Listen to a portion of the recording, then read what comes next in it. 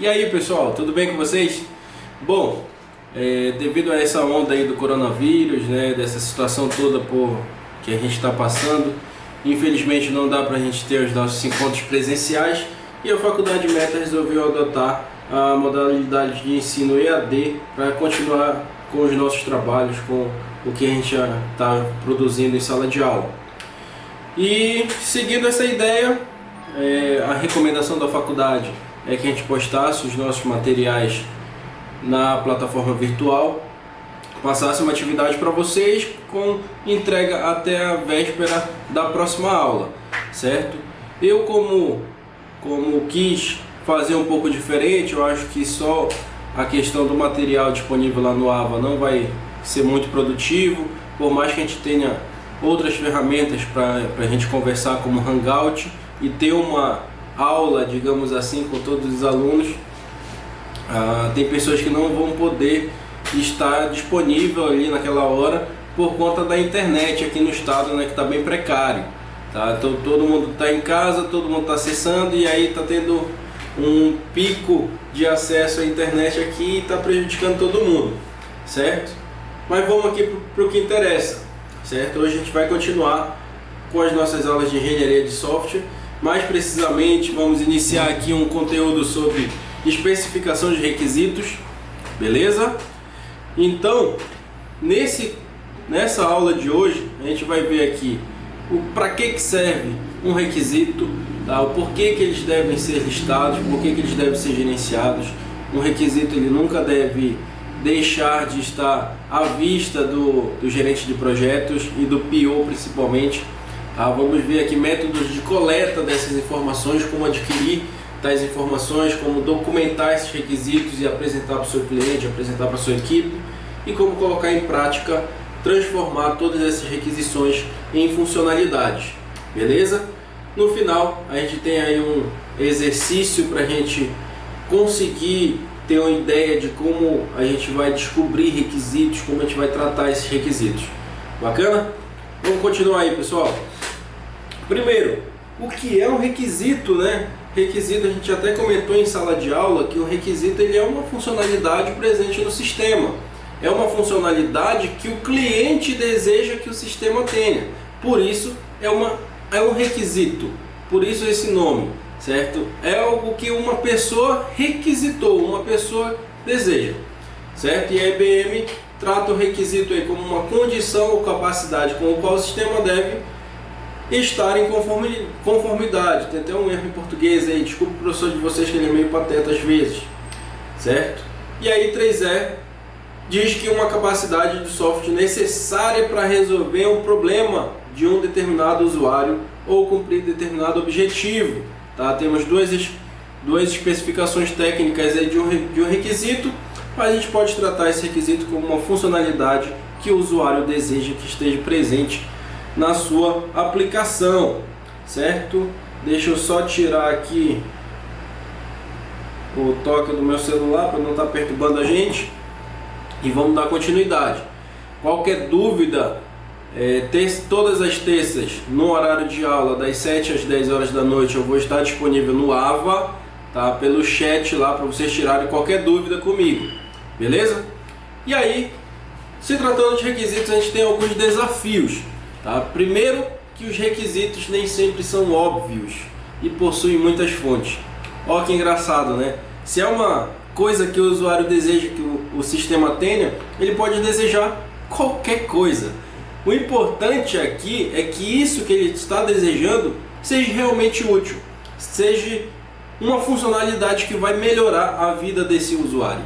Trabalhar com requisitos é sempre muito desafiador, tá? Porque o usuário não sabe o que ele quer, simplesmente assim. Ele pode ter ideia de funcionalidades que estejam presentes no sistema, que vai melhorar a vida dele, mas quem vai tratar essa ideia do usuário e passar para uma funcionalidade realmente é o analista de requisitos, é o Product Owner da equipe Scrum e são os desenvolvedores, tá? Todos vão tratar esses requisitos de forma igualitária, beleza? Requisitos não são fáceis de descrever de forma clara. Aqui está um grande problema. Se o cliente não consegue ter uma ideia clara e precisa do que ele deseja no sistema, imagine descrever a ideia de uma outra pessoa para a sua equipe de desenvolvimento. Esse daqui é um grande problema, porque a gente sabe que comunicação em si já é um grande problema. Se eu falar uma coisa aqui para alguém, esse alguém pode falar de uma forma diferente, que vai falar para outra pessoa de uma forma um pouco mais diferente, e assim por diante, até, sei lá, até a história ser sem pé nem cabeça, ser uma história diferente do que eu falei. Beleza? É muito difícil, cara, descrever esses requisitos, fazer com que todos entendam essa funcionalidade. Tá? Por isso que a gente tem um documento de requisito pré-formatado que eu vou disponibilizar para vocês. Porém, esse documento ele não vai auxiliar a escrita de vocês, não vai fazer vocês escreverem corretamente um requisito, mas já vai estar tudo estruturado lá para facilitar esse processo aí de licitação de requisitos, certo? Existem diversos tipos de requisitos em diferentes níveis de detalhes. Eu posso tratar um requisito, por exemplo, mais simples de todo, efetuar login. Eu posso ter usuário e senha para efetuar o login, eu posso ter um CPF e senha para efetuar o login, posso ter e-mail e senha. Então eu tenho diferentes meios de fazer uma única funcionalidade, certo? E aí eu vou ter diferentes níveis de detalhes, tá? Pode ser que um e-mail, um CPF, um login não seja o suficiente para eu efetuar, para eu entrar nesse sistema corretamente. Por exemplo, hoje em dia muitos sistemas já usam a autenticação em 2 etapas, tá? Onde você insere seu login e senha, depois precisa ir no e-mail ou receber um código no telefone e inserir no sistema para poder entrar, tá? São diferentes níveis de detalhes, são diferentes aplicações, uma única funcionalidade e requisitos escritos de uma forma completamente diferente. O número de requisitos pode ficar ingerenciável se não for controlado. Cara, vê bem, às vezes a gente imagina uma aplicação como simples, como fácil, como rápido de desenvolver, e depois que a gente vai vendo o que o usuário deseja, e aí vai crescendo essas funcionalidades, vai aumentando o número delas, chega uma hora que simplesmente tem tanta coisa que você não sabe mais por onde começar o processo de desenvolvimento desse software. Isso é muito comum acontecer. A gente precisa descrever todos esses requisitos, verificar o nível de prioridade deles, verificar quais requisitos são mais importantes, quais são essenciais para a aplicação, quais o usuário apenas deseja que tenha, tá? Uma pura vaidade e assim por diante. A gente precisa ter meios de gerenciar todos esses requisitos, certo? Requisitos sempre devem ser rastreáveis. Esse rastreável aqui é no sentido de saber se você está conseguindo chegar ao objetivo desse requisito, se você está conseguindo desenvolver a funcionalidade de acordo com aquilo que foi descrito. Requisitos possuem propriedades únicas, tá? Nenhum requisito é igual ao outro, todos eles devem ser escritos de forma isolada, e os requisitos mudam com frequência. Olha só aí, que problema, né? Às vezes a gente faz um levantamento de requisitos em uma empresa com um cliente, uma semana depois a gente volta lá para apresentar toda a descrição desse requisito, o cara fala assim, pô, infelizmente mudou a regra do negócio aqui, esse requisito não vai mais ter utilidade para mim, vamos mudar para tal coisa. Bom, fazer o que, né? O Scrum prega que toda mudança no processo de desenvolvimento de software deve ser recebida pela equipe e deve ser ajustada entre seus integrantes.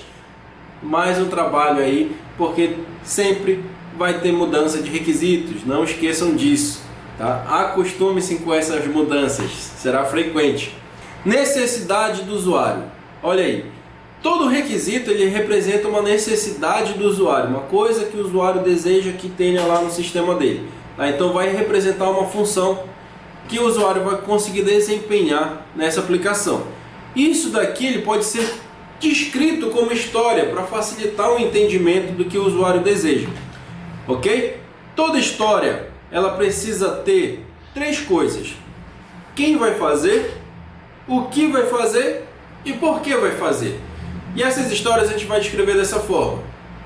Por exemplo, efetuar login novamente. Então, eu, como administrador do sistema, pretendo realizar o login para efetuar tarefas administrativas.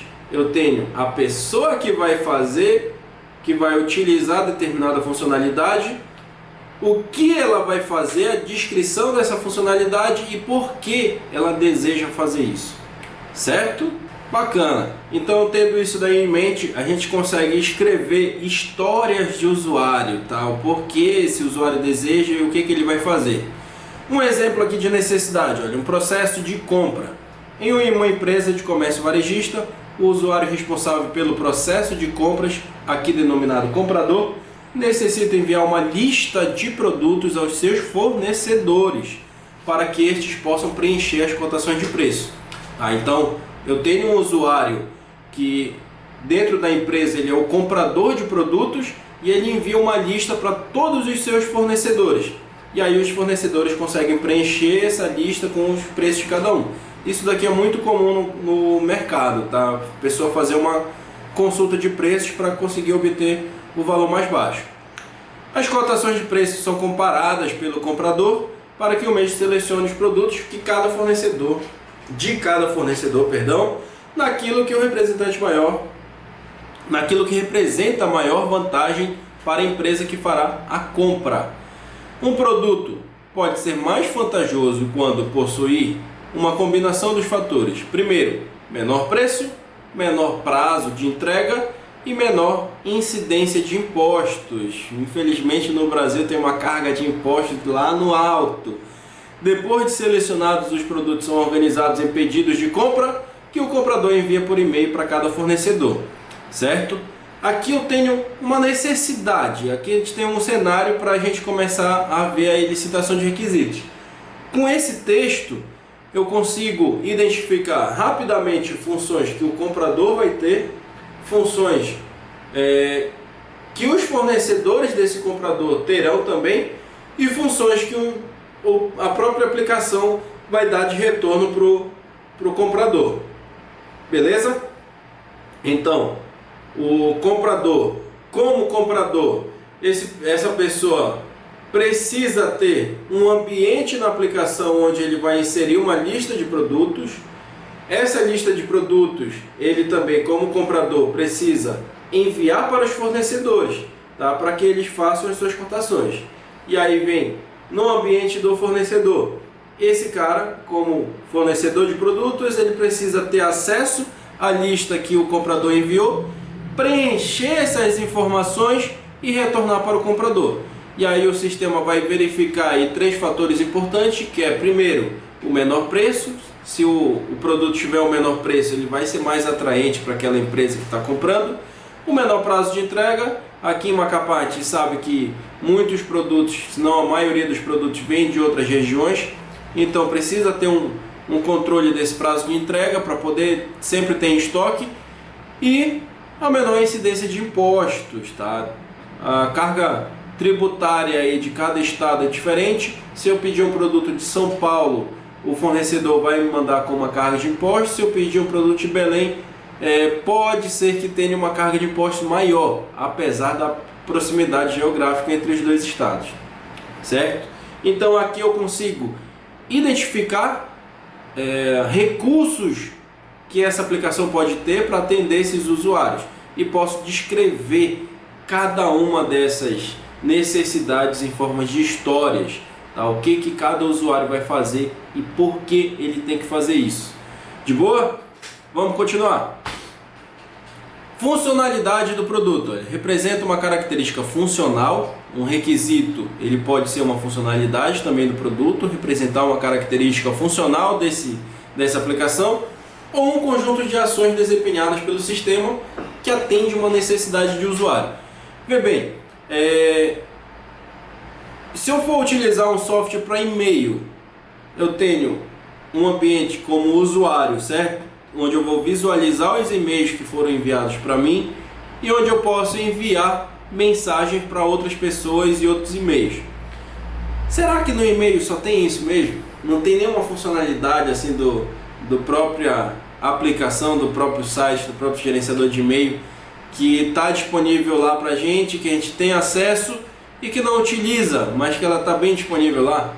Garanto a vocês que tem. Por exemplo, notificação. Se chegou um e-mail para mim, eu recebo uma notificação no celular ou no computador informando que eu tenho uma mensagem nova. Tá? Então isso daqui é uma característica, uma funcionalidade da nossa aplicação que também está agregada ao usuário. Tá? Ele recebe essa funcionalidade, mas não usa diretamente. Tá? É apenas do sistema para o usuário. De boa? Vamos continuar. Exemplo, olha. Registro de usuário e tela de boas-vindas. Pô, estou fazendo meu registro, aparece lá uma tela de boas-vindas com as minhas informações, explicando como é que a funcionalidade, como é que o sistema vai funcionar. Tá? Essa explicação, essa tela de boas-vindas é uma funcionalidade, está disponível para o usuário, mas ele não está utilizando diretamente, certo? Ele utiliza ali de forma indireta. Se quiser, ele faz essa introdução, mas se não, ele pode dar continuidade. Cadastro e controle de grupos de produto, tá? Isso daqui é só para organizar os produtos. Emissão de nota fiscal, emissão de relatórios de contas a receber com diferentes visões, tá? Então são funcionalidades que a aplicação vai trazer para a gente, são requisitos, mas que elas não estão ligadas diretamente ao usuário utilizando isso daqui. Tá? Por exemplo, no caso das emissões de nota fiscal, eu posso listar lá os produtos que estão sendo comprados e fazer o envio para a Receita Federal, e o próprio sistema da Receita Federal emite isso sem um usuário estar lá para digitar, para manusear o sistema. Beleza, então vamos passar aqui para a parte dos requisitos não funcionais, né? Requisitos não funcionais, por favor, não entendam como coisas que o sistema não tem. Isso daqui é muito frequente, infelizmente. Tá? Requisitos não funcionais são funções, são atributos, são coisas que o sistema deve ter, mas que não é uma funcionalidade diretamente. O usuário não vai conseguir usar diretamente. Por exemplo, para eu efetuar o login no sistema, eu preciso ter ali níveis de acesso, preciso que esse sistema seja fácil de se utilizar, preciso que tenha o mínimo de segurança com as minhas informações, aquelas informações que eu estou inserindo lá. Então, só o fato de realizar o login, de ter essa funcionalidade, não basta para uma aplicação. Tá? Eu preciso ter coisas por trás, alguns outros atributos que vão garantir que eu faça esse login corretamente, que tenha critérios de segurança, que tenha critérios de usabilidade. Então aqui eu trago para vocês algumas coisas que podem ter nesse sistema de vocês, alguns atributos que estão ligados diretamente à qualidade da aplicação. Primeiro, usabilidade. Usabilidade é um termo relativamente novo, tá, para a parte de sistemas, porque trata da fácil utilização pelo usuário. Eu acho que no quarto ou quinto semestre, não sei quando vocês vão ter a disciplina, mas vocês vão ver meios de entender aquele usuário, aquele público-alvo da aplicação, e desenvolver sistemas que facilitem a utilização por esse público, certo? Então vai ter funcionalidade, vai ter meios dentro da sua aplicação que deve facilitar o aprendizado por esse sistema, que o usuário consiga entender tudo que ele está fazendo, tá? E que o usuário não tenha nenhum problema com a sua aplicação. Outro requisito não funcional bem importante é o de confiabilidade. Eu que estou usando essa aplicação preciso confiar nessa funcionalidade, nesse sistema, certo?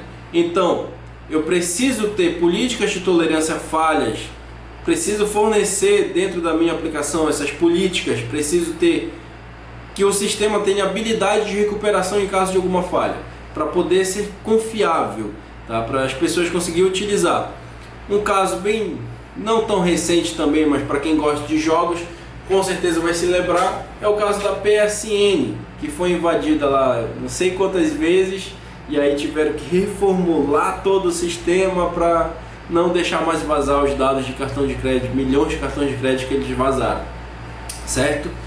O sistema deve ter um desempenho aceitável, tá? O uso dele deve ser o mais rápido possível, o tempo de resposta deve ser bem curto, tá? Enquanto melhor o desempenho, melhor vai ser a sua aplicação, óbvio. Ninguém gosta de uma aplicação que demore, lá o Windows 7 que eu guarde, né? Segurança, todo sistema deve ter conceitos de segurança, seja lá privacidade, integridade das informações, resguardo de todas as informações salvas, beleza? Então, outro requisito não funcional aí, que até no exemplo de realizar o login, eu preciso ter muitos critérios de segurança, né? Distribuição, vê bem, como é que eu vou distribuir determinada aplicação para os usuários? Vou fazer lá um plano de entregas, vou fazer um versionamento, tá? É uma coisa que a gente vai precisar utilizar no dia a dia do desenvolvimento e entregar dentro de um plano para o usuário. Padronização, isso daqui é muito importante para vocês que estão no terceiro semestre agora. A padronização, por exemplo, da interface gráfica. A minha home tem lá uma interface e qualquer outra página tem uma interface completamente diferente. Parece um sistema diferente, mas é o mesmo. Pessoal, sempre tentem padronizar a interface de vocês e a utilização de todos os componentes, certo? Que é para ele sempre ser unitário, essa aplicação sempre ser única, beleza? E óbvio que a gente precisa também ter uma lista de restrições como hardware e software. Pô, professor, eu estou desenvolvendo aqui um sistema web, qual a restrição de hardware que ele vai ter? Sinceramente, pessoal, hoje em dia quem desenvolve web desenvolve mobile. Então você vai precisar descrever qual o celular que tem a melhor utilização aí no seu sistema, o celular que executa de uma forma melhor, beleza? Qual o computador que vai executar de uma forma melhor, e quanto a software, preciso descrever aí o navegador, versão de navegador que vai funcionar, que vai ter todas as funcionalidades. Por favor, não falem do Internet Explorer, que isso daí não dá certo. Tá? Deixa essa porra aí para trás, deixa isso daí no passado, tá? Mas mesmo assim, fora o Internet Explorer, essa bomba, a gente tem Microsoft Edge, outra bomba, Chrome, Mozilla, Opera, sei lá, mais uns quantos navegadores por aí. Óbvio que a maioria usa só o Mozilla e o Firefox, beleza? Então entendido aí o que é requisitos não funcionais, coisas que vai ter na sua aplicação, atributos que vai somar com as funcionalidades. Exemplo, olha. Sistema deve executar tarefas de armazenamento de dados retornando em até 10 segundos após o comando do usuário. Aqui eu tenho um claro requisito de desempenho. Essa resposta da aplicação deve ser o mais rápido possível, certo? Se a operação ainda não tiver sido completada, deve ser executada em segundo plano. Acontece muito hoje em dia a execução de operações em segundo plano, que é para não ficar esperando determinada operação terminar para poder fazer outra. Próximo requisito, olha, o sistema para ser executado necessita do sistema operacional Windows XP ou 7, 32 bits com no mínimo 1024 MB de RAM, processador dual core de 2.1 GHz de frequência. Então eu estou definindo aqui o cenário ideal para a minha máquina, o cenário mínimo para a execução de uma determinada aplicação. Muito comum em jogos, né? Mais uma vez, quem gosta de jogos vai se familiarizar com esses termos. O sistema deve providenciar uma forma de restrição de acesso aos usuários às telas específicas, mostrando mensagem de erro caso ocorra uma tentativa de acesso não autorizado. Bem, de repente a gente está trabalhando numa empresa e aí vem um intruso, vem lá um funcionário meio para frente e tenta acessar a conta do diretor da empresa, do gerente, tá? Fazer uma transação lá, uma transição que não vai ser de acordo com as normas da empresa, tá? Então essa aplicação precisa ter meios para bloquear esses acessos. Isso daqui é bem difícil de fazer, bem complicado, mas toda aplicação precisa ter esses níveis de acesso e cada nível vai ter a disponibilidade de algumas funções. Bacana? Beleza, então vamos lá passar para Regra de negócio, tá? Todos os requisitos precisam estar ligados diretamente à regra do negócio desse seu cliente e da aplicação que você está desenvolvendo. Primeiro, regras de negócios são políticas com as quais o sistema deve estar em conformidade. Tá? Podem conter leis e regulamentos impostos ao negócio. Professor, eu posso fazer um site para vender entorpecente, para vender droga? Pelo amor de Deus, se você quiser ser preso, você faz. Se não, vai procurar fazer um outro sistema, ganhar seu dinheiro de alguma outra forma. Certo? Precisa estar de acordo com as leis vigentes do país onde você está. Devem ser descritas de maneira tão clara que podem ser transformadas em código-fonte. Olha aqui a grande sacada da regra do negócio. Por exemplo, eu estou abrindo uma empresa de marketing. Qual aplicação que eu posso ter para mostrar para os meus clientes o que eu faço? Posso ter um site para fazer isso? Colocar lá tudo que eu faço? Posso. Mas da mesma forma eu posso ter apenas um folder para apresentar os meus serviços. Se eu quiser uma interação maior com o cliente, eu posso escolher algumas outras funcionalidades e deixar presente uma aplicação web. Certo? Então eu preciso descrever isso daqui de uma maneira tão clara que seja possível transformar em código-fonte. Beleza? Algumas regras de negócio podem ser aplicáveis a mais de um caso de uso. Estas regras devem ser centralizadas. A gente vai ver daqui a pouco sobre casos de uso, né? Cenários do que as pessoas vão utilizar. E algumas regras dentro do negócio, dentro da aplicação, podem ser utilizadas para mais de um caso de uso. Por exemplo, o número de componentes da equipe deve ser menor ou igual a 10.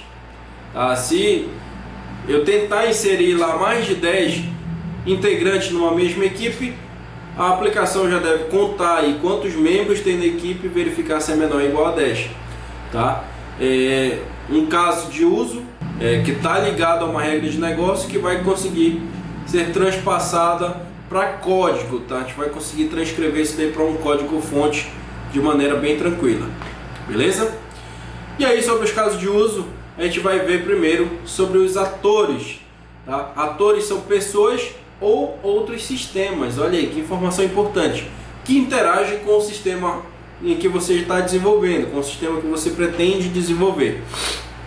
O termo ator é um padrão da UML, da Linguagem de Modelagem Unificada, e representa de forma gráfica, como na imagem abaixo. Tá? O ML não é uma linguagem onde você vai escrever texto e vai escrever código. O ML é uma representação gráfica daquilo que você quer fazer, daquilo que você quer apresentar para o seu usuário. Certo?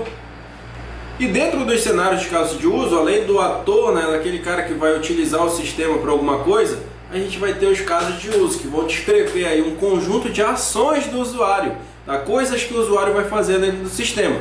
Isso daqui é muito importante para a gente conseguir visualizar de forma gráfica, através de uma imagem, o que cada pessoa vai realizar no sistema, certo?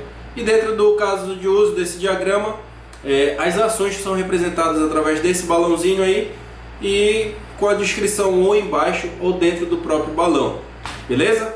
No final vai ficar algo parecido com isso, onde a gente vai ter aqui um usuário do banco e esse usuário vai conseguir realizar saque, transferir e fazer depósitos, tá? Quem vai conseguir fazer isso daqui também é o atendente do banco, tá? O cara lá do caixa. Ele também vai conseguir realizar um saque, enviar dinheiro, tá? Fazer transferências como se fosse o usuário, beleza? Os dois usuários aí da mesma aplicação vão ter as mesmas funcionalidades. Porém, vai ter um usuário que vai estar utilizando esse banco aí para recarregar a máquina, por exemplo. E só ele vai conseguir realizar isso. Tá? É um caso de uso onde só uma pessoa consegue fazer. Tá? Tranquilo, pessoal? E descrevendo essa imagem aqui, a gente traz todo aquele conceito lá que foi descrito através de uma representação, né, do bonequinho com os cenários de uso. A gente consegue escrever aqui um fluxo normal de utilização desse sistema. Por exemplo, cliente, ele preenche uma ficha cadastral, o assistente do cadastro informa recebimento da documentação, o gerente de cadastro informa a aprovação do cliente. Digamos que isso daqui seja para cadastrar um cliente, né, no caso de uso de cadastro desse cliente. Tem um fluxo normal, a maneira mais fácil de se fazer, e mais dois fluxos alternativos, tá? Mais duas formas de fazer esse mesmo cadastro. Beleza? E aí, com todos esses casos de uso, com todas as funcionalidades descritas para todos os usuários, a gente consegue desenvolver um protótipo de interface. E esse protótipo não precisa ser aquela maravilha toda. Pode pegar aí um papel e desenhar mesmo como você imagina que a sua aplicação vai ficar, certo? Não precisa ser nada muito elaborado aqui, é apenas para todo mundo, para que todo mundo entenda as funcionalidades que estarão presentes nesse sistema. Beleza, e a gente vai ver aqui alguns processos de elicitação de requisitos, tá? Esse analista de sistemas, esse analista de requisitos, ele vai precisar primeiro entender o domínio da nossa aplicação, beleza? Da aplicação que o usuário deseja. Entendendo esse contexto geral, ele vai precisar identificar fontes de requisitos. Por exemplo, digamos que eu, Alan, tenha uma loja de materiais de construção, digamos assim. Só que, sinceramente, eu não conheço nada sobre materiais de construção, tá? Como é que eu vou desenvolver um sistema, vou solicitar o desenvolvimento de um sistema para vender os meus produtos se eu não conheço? Se eu contratar uma empresa para desenvolver essa aplicação para mim, e eles vierem conversar comigo, eu vou falar o básico, eu vou falar só que eu quero uma aplicação para vender da melhor forma possível esses meus produtos. E se quem foi contratado para desenvolver esse sistema quiser se estender um pouco mais, ele vai buscar em outras fontes ideias ou conhecimento para vender de uma melhor forma os meus produtos materiais de construção, certo? E aí a gente vai precisar envolver todas essas fontes e analisar todos os stakeholders. Stakeholders, como a gente viu lá no conteúdo de gestão de projetos, é qualquer pessoa envolvida na aplicação. E tendo em mente todas essas pessoas envolvidas na aplicação e tudo que eles devem fazer, a gente vai conseguir escolher técnicas e ferramentas para entender melhor esses requisitos. Bacana? E dentro desse processo de licitação, a gente tem algumas coisas que são obrigatórias a gente fazer praticamente. Primeiro, entender o domínio da nossa aplicação, tá? A gente vai investigar os detalhes dos processos que o cliente realiza na sua empresa ou que pretende passar para o sistema, descrevendo todos os processos atuais, como ele faz agora, e propor mudanças, propor melhorias em determinados processos. Identificar fontes de requisitos, todos os envolvidos com a aplicação, aquelas pessoas que vão utilizar o que você está desenvolvendo, especialistas da área, documentação, relatórios, manuais, livros, qualquer outra coisa que ajude você a entender aquilo que você vai desenvolver. Envolver os analistas, envolver e analisar os stakeholders, fazer com que os interessados participem do projeto em todo o seu ciclo de vida. O Scrum ele prega que todos os envolvidos devem estar sempre muito próximos, né? Essa relação interpessoal é melhor do que qualquer relatório, é melhor do que qualquer outro meio de comunicação. Então, trazer o seu cliente, trazer aquelas pessoas que vão utilizar a aplicação para o processo de desenvolvimento é a melhor coisa a se fazer. Escolher técnicas e ferramentas, definir técnicas e abordagens dos usuários para melhor desenvolvimento da sua aplicação e melhor utilização futuramente pelos usuários. Beleza, pessoal, então vamos lá ver as técnicas de elicitação de requisitos. A mais simples de todas é a entrevista, onde você vai conversar com o usuário do sistema, com aquela pessoa que solicitou que você desenvolvesse tal aplicação e entender o que esse usuário deseja, certo? Segunda é o questionário, onde você vai desenvolver lá questões para repassar para o usuário e ele vai responder, e em cima dessas respostas você consegue levantar os requisitos. Beleza? Esses daqui são os dois mais comuns, mas a gente tem muitos outros aí. Terceiro, análise de domínio, onde você vai estudar uma documentação, livros, artigos e vai verificar software existente já no mercado para definir as funcionalidades que a sua aplicação tem. No quinto semestre, vocês vão estar produzindo TCC, e um dos tópicos do TCC é a análise de mercado, onde a gente precisa comparar a aplicação que está sendo desenvolvida com outras três aplicações que já estão no mercado, tá? E verificar as funcionalidades de cada um. Isso daqui é muito importante. Quarto, introspecção. Eu sinceramente não recomendo isso daqui, porque ele baseia-se no que o analista acredita que o cliente deseja. Beleza? Se você é um analista e já tem anos de experiência com análise de requisitos, tudo bem, é até válido, mas se você está começando agora, não tem tanta experiência, não é legal você tentar adivinhar aquilo que o usuário deseja, aquilo que ele precisa, certo? Outra, brainstorms, onde você vai estar numa sala com todos os usuários, com vários tipos de usuários, e cada um vai ficar fazendo as suas considerações, vai ficar dando ideias do que deve ter no sistema, e isso tem esse nome porque é uma chuva de ideias, tá? Uma chuva de pensamentos, e você vai anotando aquilo ali e conseguindo definir a sua lista de requisitos. Outra técnica de licitação que eu Outra técnica de licitação de requisitos que eu particularmente gosto muito é a etnografia, onde você vai observar os usuários durante suas atividades habituais e trazer todas as suas observações para aquilo que o usuário vai fazer na aplicação a ser desenvolvida. Tá? Você vai apenas observar todo mundo que futuramente vai trabalhar com o sistema, o que eles estão fazendo, como estão fazendo agora e como vão fazer na aplicação depois que estiver pronta. Por último, o aprendizado, onde o analista vai passar por treinamento, vai realizar estudos para aprender aquilo que o usuário está fazendo e propor melhorias dentro de uma aplicação. De boa? Continuando, a gente consegue trazer práticas ágeis para dentro da análise de requisitos. Primeiro, prefira especificação executável ao invés de documentos estáticos. Tá? Essa especificação executável pode ser ligada diretamente ao sistema, onde você vai estar executando funcionalidades que antes eram descritas como requisitos. Documente conceitos estáveis e não ideias especuladas, tá? Sempre coisas que já estão bem definidas. Documente o mais tarde possível, olha só que interessante, né? Documentar o mais tarde possível, justamente por conta das mudanças de requisitos que vai ter durante o processo. Gere a documentação a partir das fontes, tá?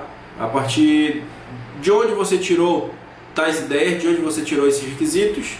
Mantenha a documentação simples e clara, o mais objetivo possível. Mantenha poucos documentos e sem sobreposição, tá? Sem um documento estar sobrepondo ao outro e sem um documento estar necessitando de outro. Coloque as informações em local apropriado e público para que todos da equipe vejam, tá? Isso daqui é uma regra clara do Canvas, tá? Deixar em um local público para todo mundo estar inteirado sobre o que o sistema vai fazer, sobre o que cada um está desenvolvendo. Documente com propósitos claros e objetivos, tá? Mesma coisa do que manter a documentação clara.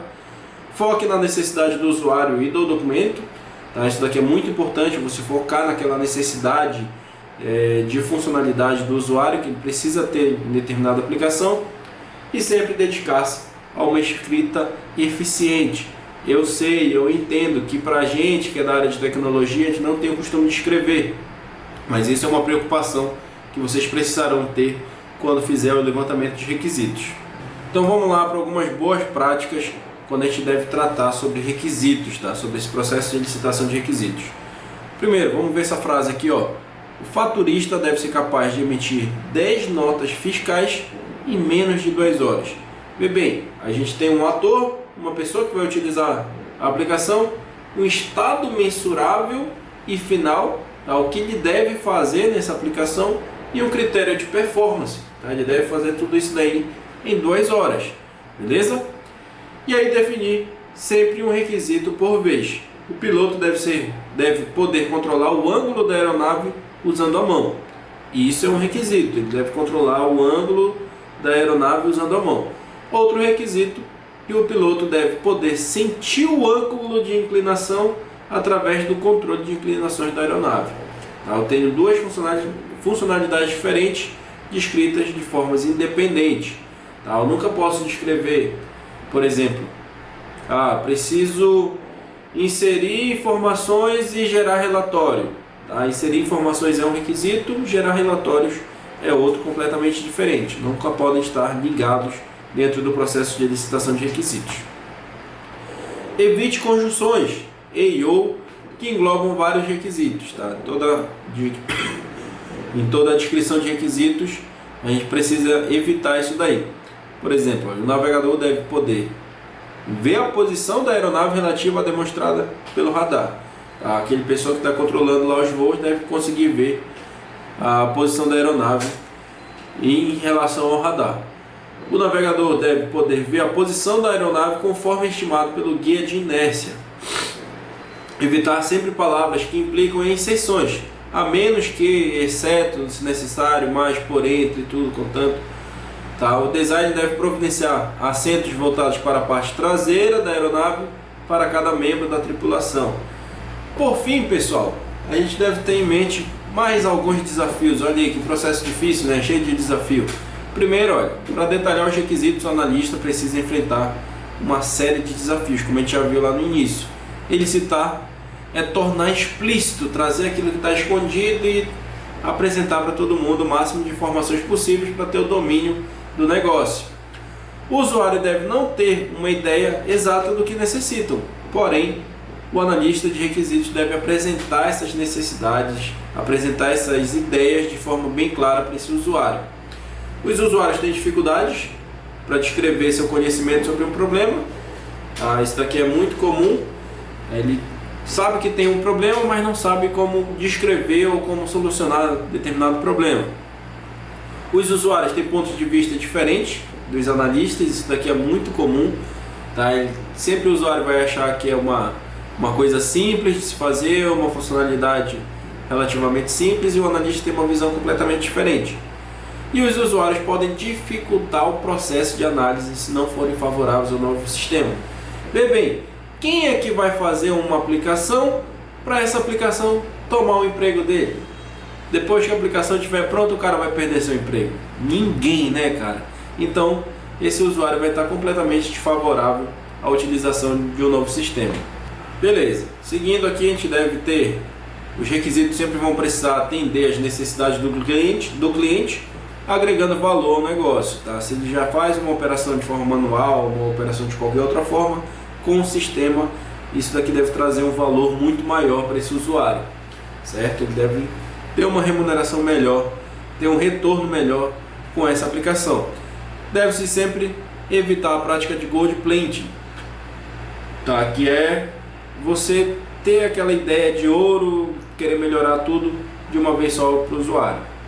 Requisitos devem ser consistentes e completos, sem contradições, que é para evitar o problema de entender um requisito de diferentes formas dentro da equipe de desenvolvimento. Requisitos devem ser viáveis dentro do orçamento e prazo disponível. Bem, se o cliente não tem dinheiro para a aplicação que o analista sugeriu, trabalho perdido. Esse trabalho de análise de requisitos foi completamente perdido. Requisitos devem ser rastreáveis entre si, importante para gerenciar mudanças e a evolução do requisito. Esse termo de rastreável, de rastreabilidade, vem do conceito de conseguir acompanhar como é que esse requisito está. Se você está desenvolvendo de forma correta, ou se mudou a regra do negócio e o requisito precisa mudar, então é acompanhar a evolução desse requisito. Requisitos devem ser passíveis de priorização, isso daqui é muito importante. Um bom exemplo é a técnica de EID, essencial, importante e desejável. A gente sempre deve ter em mente aí que os requisitos precisam ser priorizados. Você precisa fazer aquilo que é mais útil para o seu usuário. Bacana?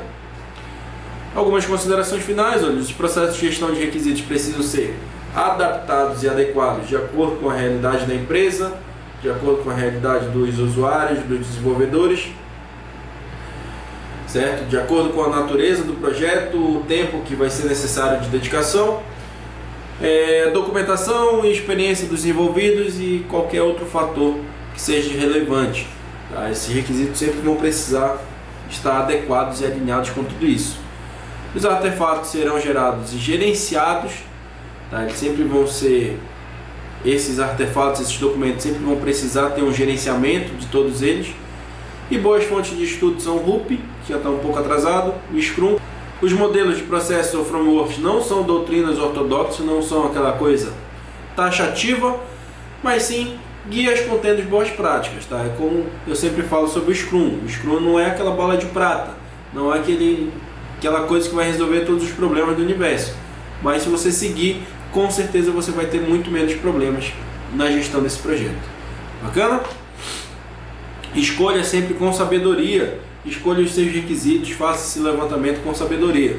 Se documentar de menos, você pode comprometer o entendimento do sistema e fazer os aspectos importantes do negócio serem esquecidos e fiquem na cabeça somente de quem ele citou, desenvolveu e testou. E se você documentar demais, pode comprometer recursos humanos valiosos, gerar documentos extensos e confusos que com o passar do tempo também serão abandonados. Deixando de ser atualizados, ficam defasados, se tornam inúteis. Sempre precisa ter um meio termo quanto à documentação, né? A gente não pode documentar de mais nem de menos.